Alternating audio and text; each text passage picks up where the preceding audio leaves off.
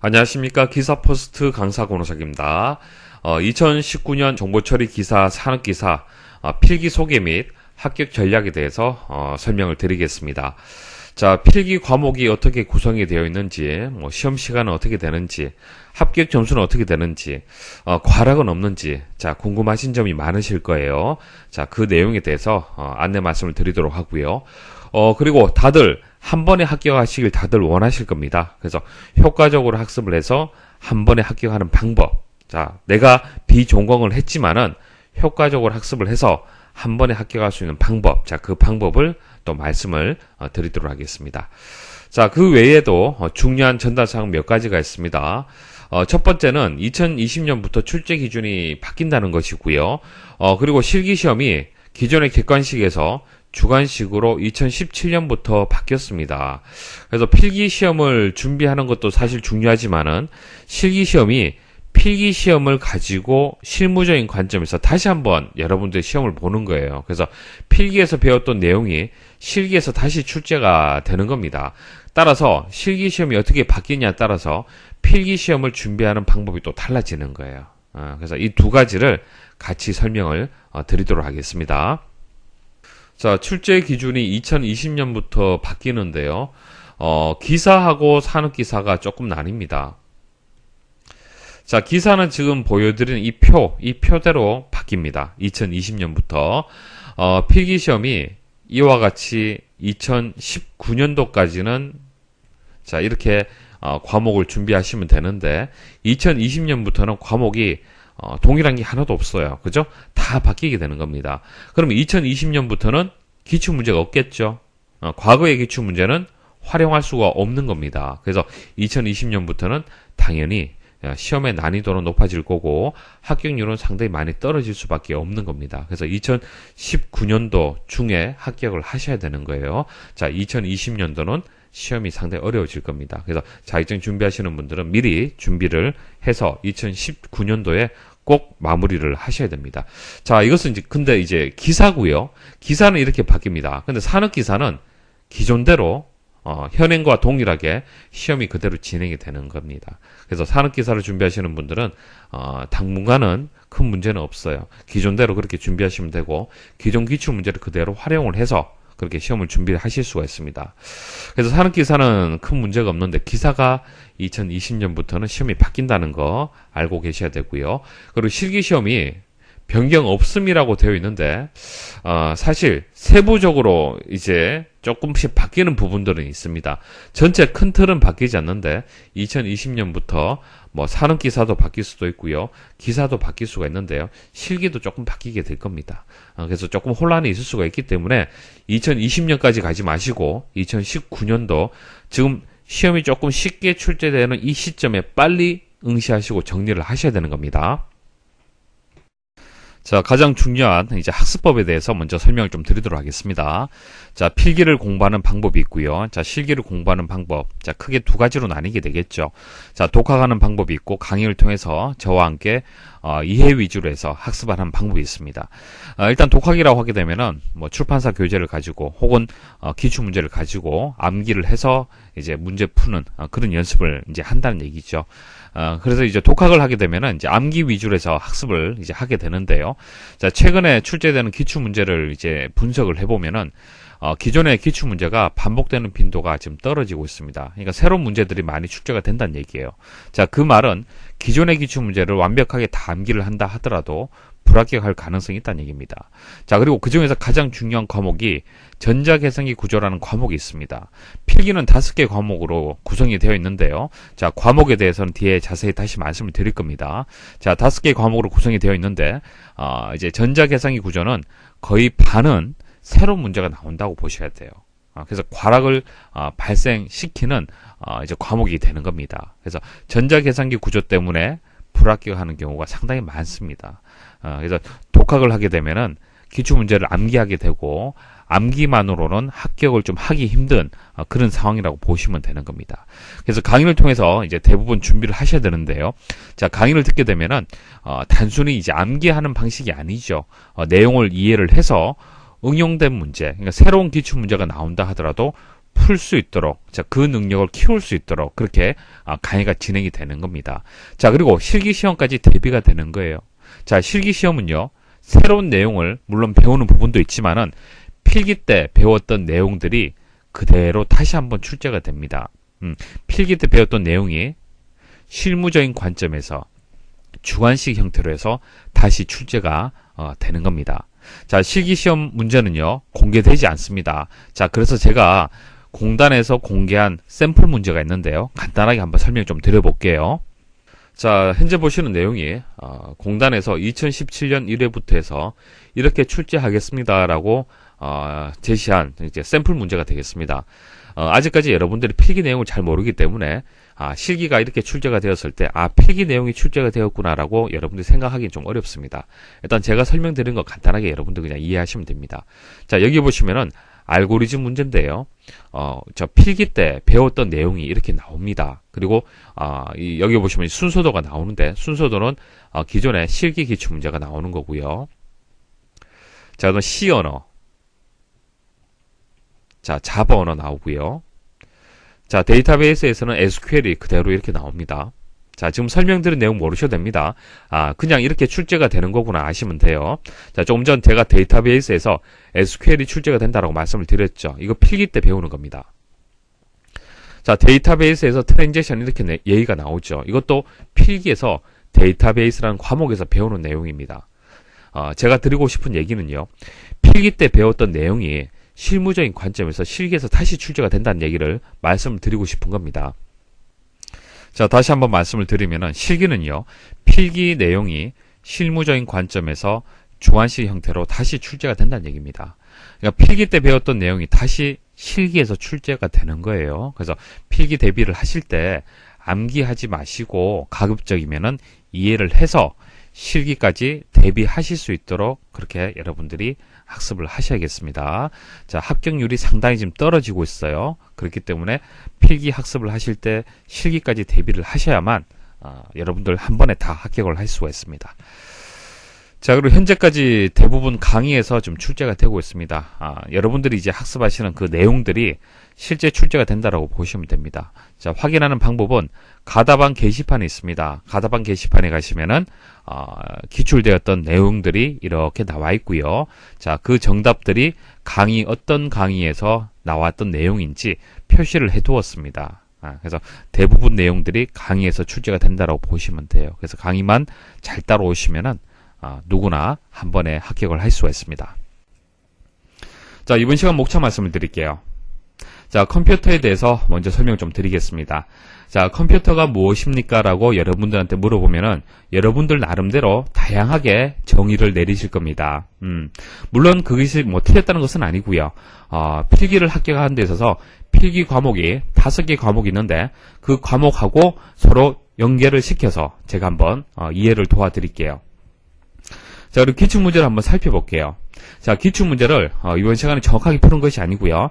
과목별로 해서 이렇게 출제가 됩니다. 그리고 학습은 이렇게 하시면 됩니다. 라고 제가 설명을 드리겠습니다. 자, 그리고 마지막으로 합격 전략, 가장 중요하죠. 제 강의를 들으시는 이유가 이것 때문에 그렇죠.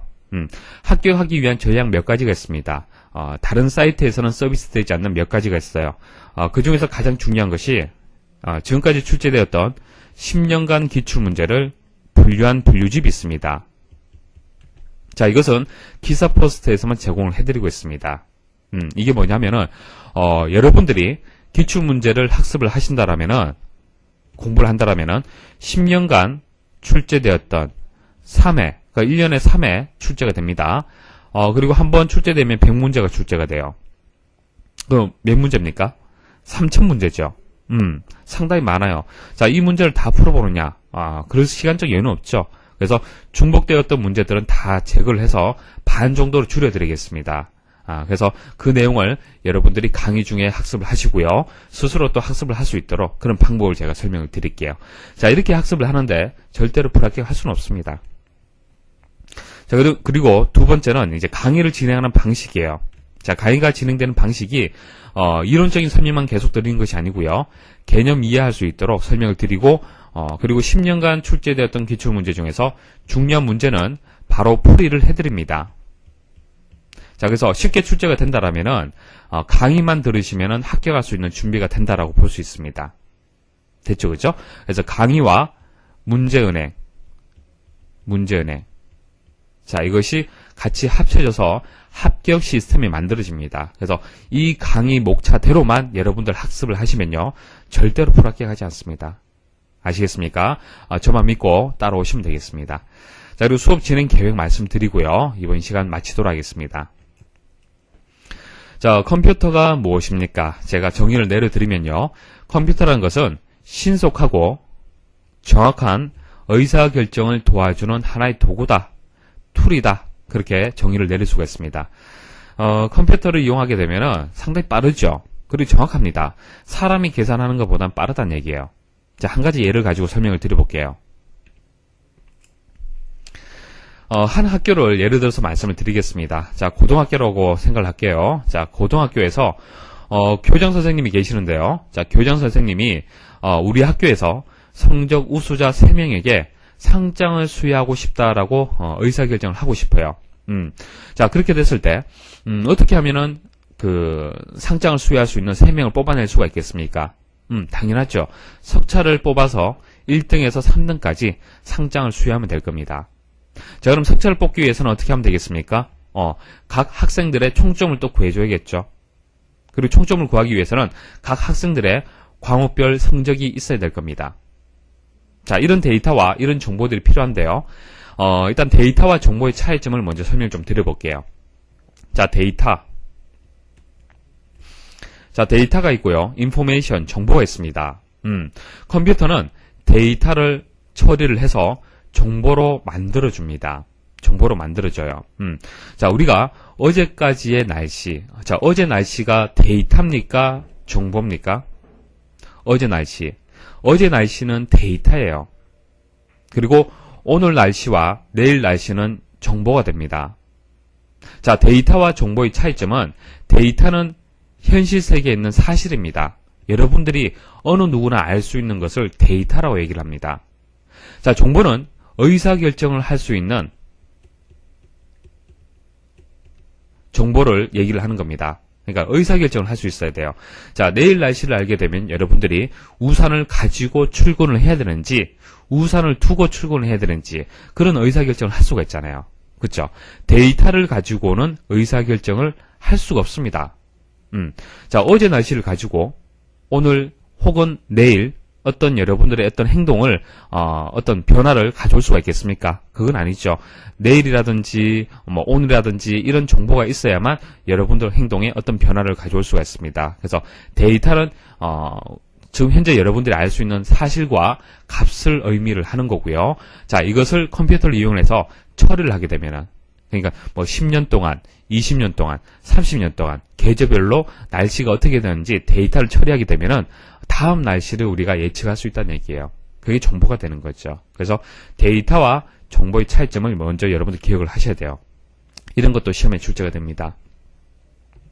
그래서 정보라는 것은 의사결정을 할 수 있다. 그래서 교장 선생님이 의사결정하고 싶은 것은 상장을 수여하는 거잖아요. 그렇죠? 그래서 상장을 수여하기 위한 총점이라든지 석차는 정보가 되는 겁니다. 인포메이션. 그리고 이름, 국어, 영어, 수학 이것은 데이터가 되는 거예요. 자, 그래서 데이터를 정보로 만드는 과정을 통해서 정보처리 기사와 산업기사 필기 5개의 과목을 설명을 드릴게요. 자, 누가 성적 우수자인가? 여러분들이 개발자라고 생각을 해보십시오. 자, 교장 선생님이 여러분들한테 의뢰를 했어요. 상장을 수여하고 싶다. 그래서 성적 우수자 3명을 뽑고 싶은데 현재 우리가 가지고 있는 데이터는 이런 데이터를 가지고 있다. 자, 이 데이터를 가지고 성적 우수자 3명을 찾아주세요 라고 의뢰를 했습니다.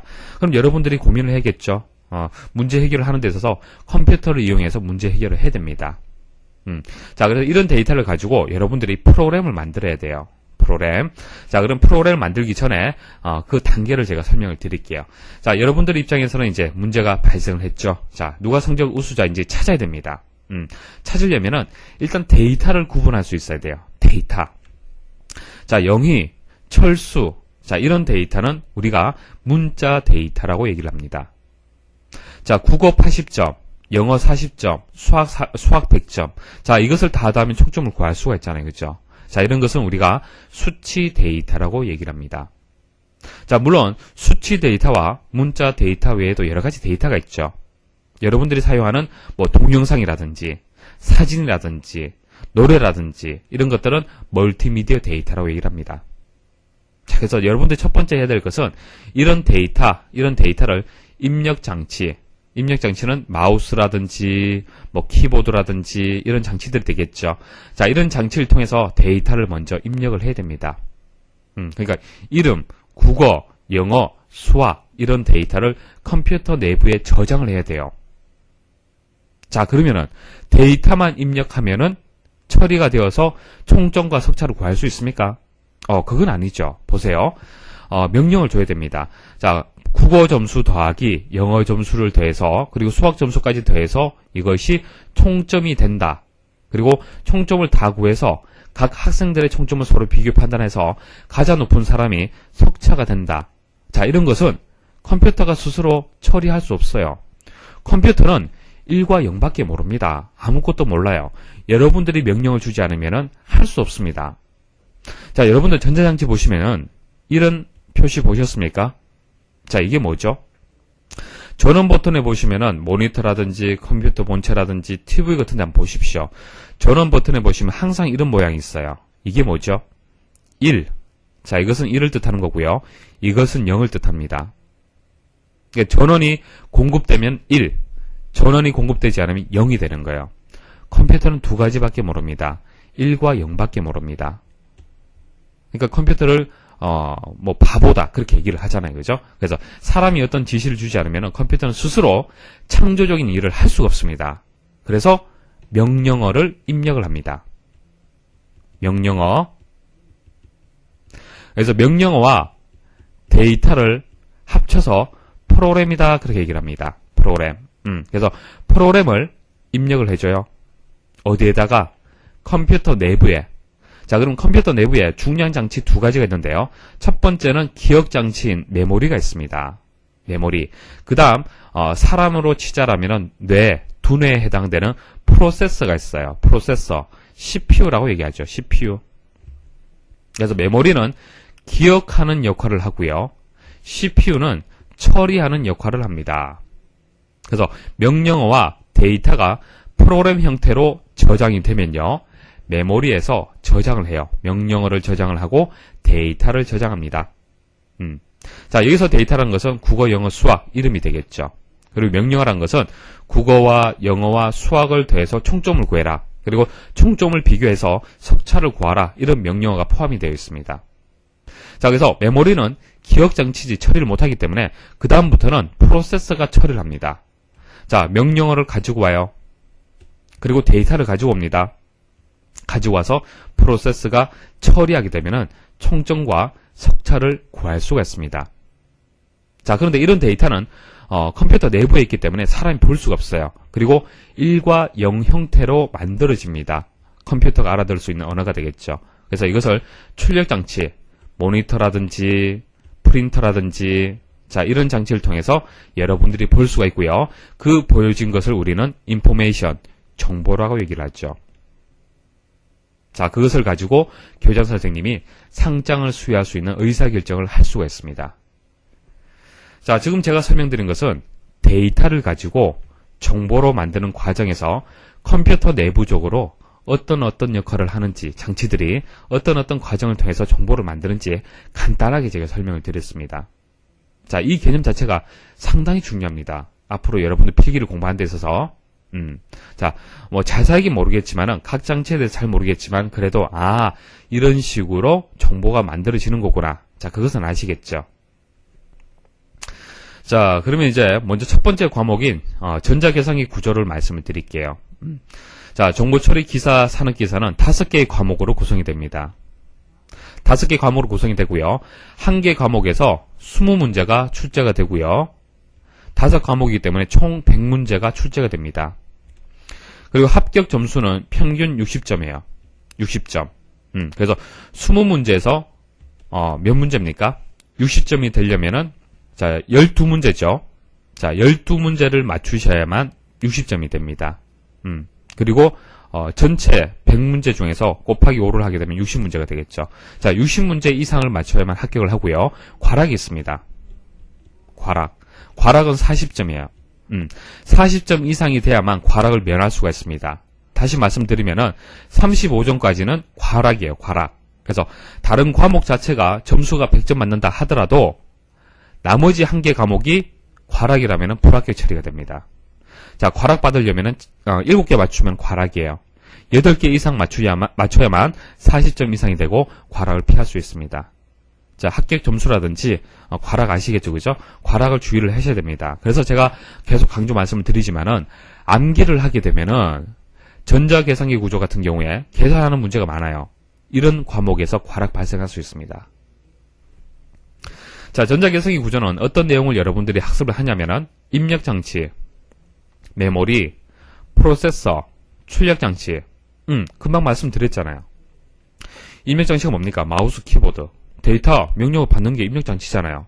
자, 그 다음 기억하는 장치가 메모리, 처리하는 장치가 프로세서, 정보를 보여주는 것이 출력장치잖아요. 그쵸? 자, 이런 장치들끼리 상호간에 어떤 처리가 되는지, 그리고 이런 장치들에 대해서 여러분들 공부합니다. 그러니까 메모리가 어떤 장치인지, 프로세서는 어떤 장치인지, 출력장치에는 어떤 것이 있는지, 입력장치에는 어떤 것이 있는지, 그것을 배우는 과목이 전자계산기 구조예요. 그 다음 두 번째는 운영체제라는 게 있습니다. 자, 조금 전에 말씀드리지 않았는데 보세요. 자, 데이터를 그대로 입력할 수 있느냐, 컴퓨터 내부에. 그렇지 않습니다. 자, 여러분들이 컴퓨터를 쉽게 다룰 수 있는 것은 운영체제가 있기 때문에 그래요. 자, 여러분들이 사용하고 있는 윈도우즈 프로그램이 있기 때문에 컴퓨터를 쉽게 다룰 수 있는 겁니다. 자, 컴퓨터가 사용하는 언어는 1과 0입니다. 좀 더 자세하게 말씀을 드리면은 5V의 전류, 그리고 1.5V의 전류, 그러니까 높은 전압과 낮은 전압으로 구분합니다. 그래서 단순해요. 컴퓨터가 가지고 있는 언어는 단순하고 사람이 이해하기는 좀 어려워요. 그래서 사람이 컴퓨터를 바로 어떤 조작을 할 수 없습니다. 그것을 도와주는 것이 운영체제죠. 자, 이런 운영체제가 여러 가지가 있는데요. 수치와 문자 데이터를 주로 처리하는 것이 도스와 유닉스가 있습니다. 그리고 멀티미디어 데이터까지 한꺼번에 처리할 수 있는 것이 윈도우즈라는 운영체제가 있죠. 그래서 두 번째 과목은 운영체제가 되겠습니다. 그래서 도스, 유닉스, 윈도우즈. 자, 이런 이제 운영체제가 컴퓨터를 어떻게 관리하는지 그것을 배우게 될 겁니다. 자, 세 번째는 데이터베이스가 되겠습니다. 자, 이런 데이터, 여러 가지 데이터들이 있죠. 자, 여러분들 기업을 운영한다고 생각을 해보세요. 자, 개인으로 봤을 때는 데이터가 그렇게 많지는 않을 겁니다. 그렇지만 기업에서는 이런 데이터가 수도 없이 많죠. 수도 없이 많고요. 자, 이 데이터를 제대로 처리해서 정보를 만들어야만 제대로 된 의사결정을 오너가 할 수 있습니다. 그래서 데이터 관리가 지금은 상당히 중요합니다. 그래서 효과적인 데이터를 관리하기 위한 방법을 데이터베이스라는 과목에서 배우실 겁니다. 자, 네 번째 과목은 데이터 통신과 정보통신 개론이에요. 자, 데이터 통신은 기사에서 다루는 과목이고요. 정보통신 개론은 산업기사입니다. 근데 내용은 같아요. 이름만 좀 다릅니다. 컴퓨터 간의 통신이 어떻게 이루어지느냐. 자, 지금 설명드린 예는 컴퓨터 한 대를 가지고 설명을 드렸잖아요. 그런데 요즘은 컴퓨터 한 대가 인터넷이 연결되지 않은 상태에서 사용합니까? 그렇지 않죠. 컴퓨터가 여러 대가 서로 연결되어서 통신을 합니다. 그런 환경에서 여러분들이 컴퓨터를 이용을 하잖아요. 그래서 여러분들이 통신을 배우셔야 돼요. 그래서 컴퓨터 간에 어떻게 통신이 이루어지는지 데이터 통신과 정보통신 개론에서 여러분들이 배우게 됩니다. 자, 그리고 소프트웨어 공학과 시스템 분석 설계. 자, 소프트웨어 공학은 기사에서 다루는 과목이고요. 시스템 분석 설계는 산업기사에서 다뤄지는 과목이 되겠습니다. 내용이 조금 달라요. 크게 봤을 때는 같은데 세부적으로 들어갔을 때 좀 다릅니다. 자, 이 두 개의 과목에서 배우는 내용은 생산적인 프로그램을 어떻게 개발할 거냐. 지금 설명드린 예시는 간단한 예시지만은 사실은 이거보다도 더 복잡한 프로그램이 상당히 많잖아요. 그렇죠? 그래서 복잡한 프로그램 만들 때는 어떻게 만드느냐, 방법론에 따라서 생산성이 달라집니다. 그래서 생산적인 프로그램을 만들기 위한 여러 가지 기법들, 방법들이 있어요. 자, 그것을 배우게 될 겁니다. 자, 다시 한번 정리를 해드리면요. 기사 같은 경우에는 전자계상의 구조, 운영체제, 데이터베이스, 데이터 통신, 소프트웨어 공학 이렇게 5개의 과목을 배울 거고요. 산업기사 같은 경우에는 이렇게 배울 겁니다.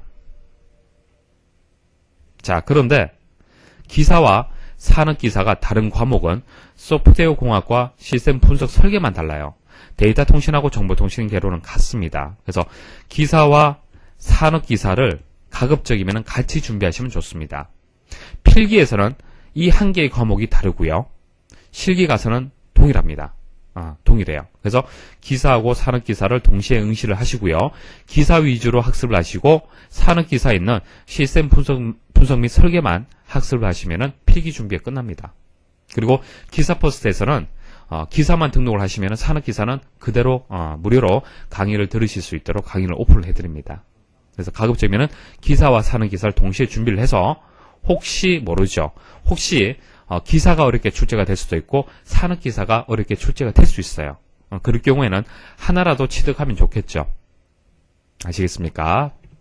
자, 그래서 앞으로 이런 5개의 과목을 여러분들이 학습을 하실 겁니다.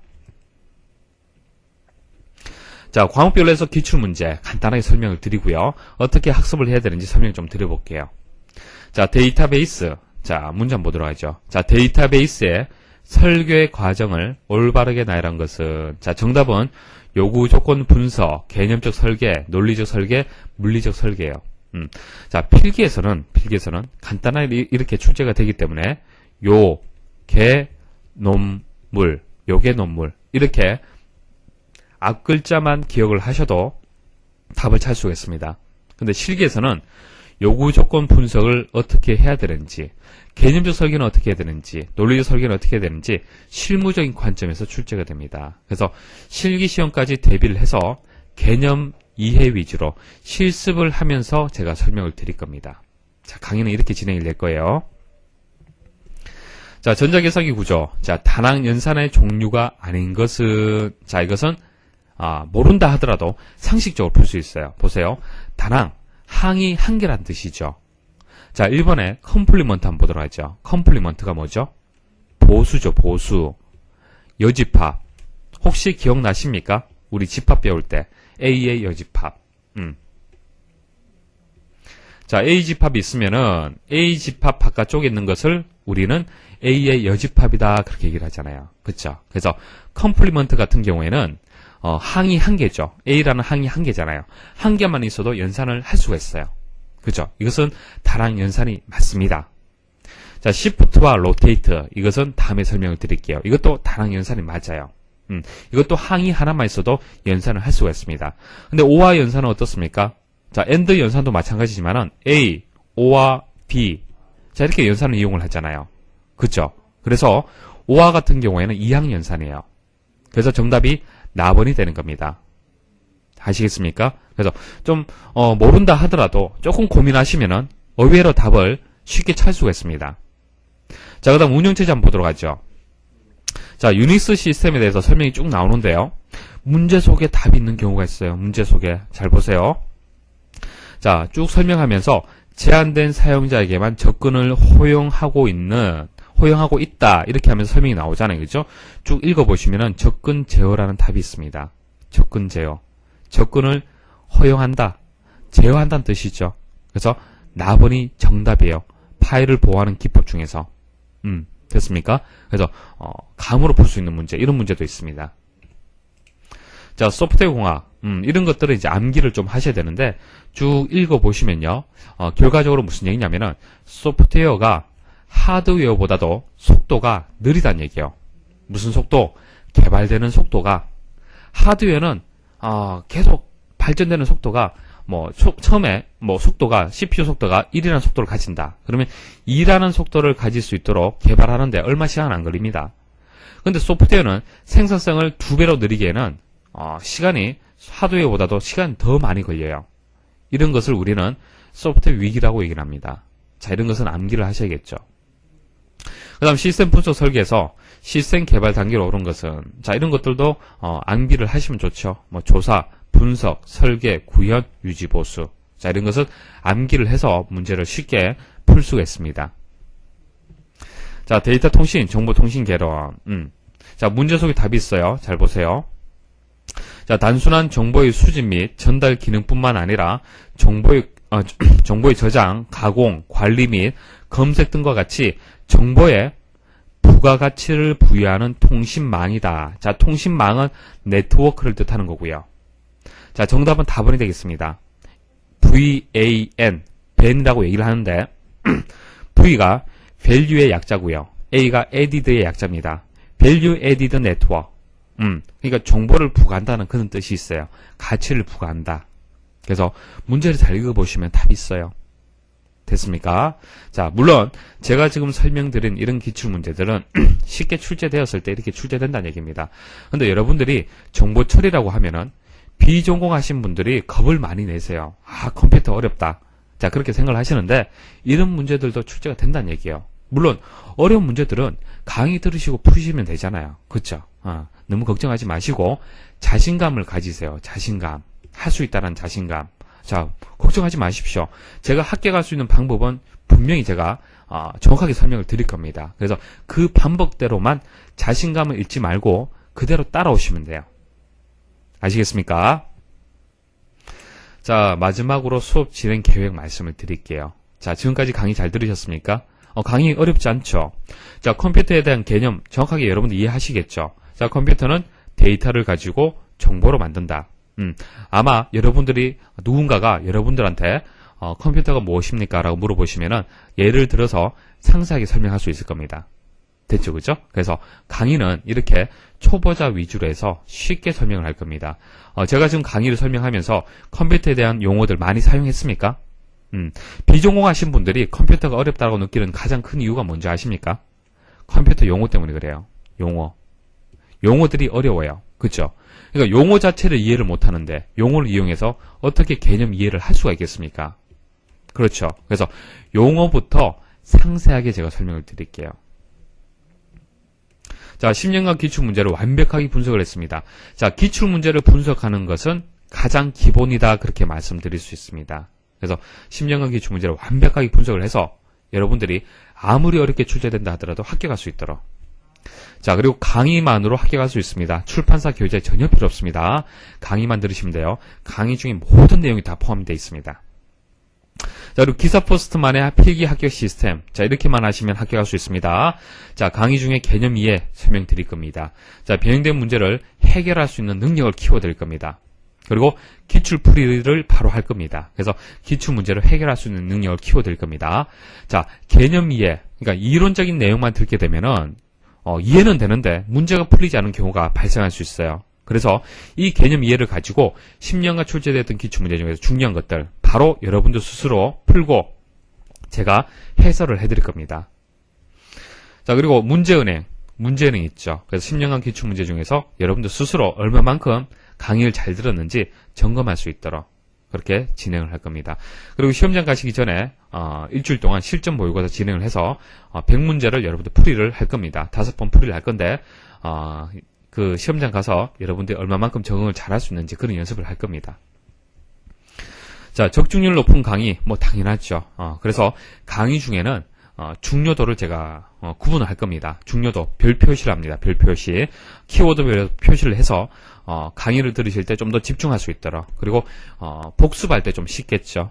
별 표시가 많은 것은 그만큼 중요하다라고 표시가 된 겁니다. 그래서 시험장 가서 빠르게 복습할 때 그렇게 이용을 하시면 되겠습니다. 자, 최소의 노력으로 합격할 수 있는 그런 강의가 될 수 있도록 하겠습니다. 자, 합격을 보장해 드립니다. 반복하는 횟수 제한 없죠. 강의를 10번을 들으셔도 되고요. 5번을 들으셔도 되고요. 얼마든지 들으십시오. 상관이 없습니다. 장소 제한 없습니다. 댁에서 들으셔도 되고요. 학교에서 들으셔도 되고요. 도서관에서 들으셔도 됩니다. 그리고 이런 경우가 있을 수가 있어요. 시험을 접수를 했는데 다른 중요한 일이 있어서 혹은 불합격하는 경우가 또 발생할 수도 있겠죠. 준비를 못해서 강의를 다 들으시면 합격을 하시는데 가끔 강의를 듣지 않고 시험장 가시는 분이 계십니다. 그럴 경우에 불합격하는 경우가 발생할 수 있어요. 그럴 때는 다음 시험까지 한번 연장을 해드립니다.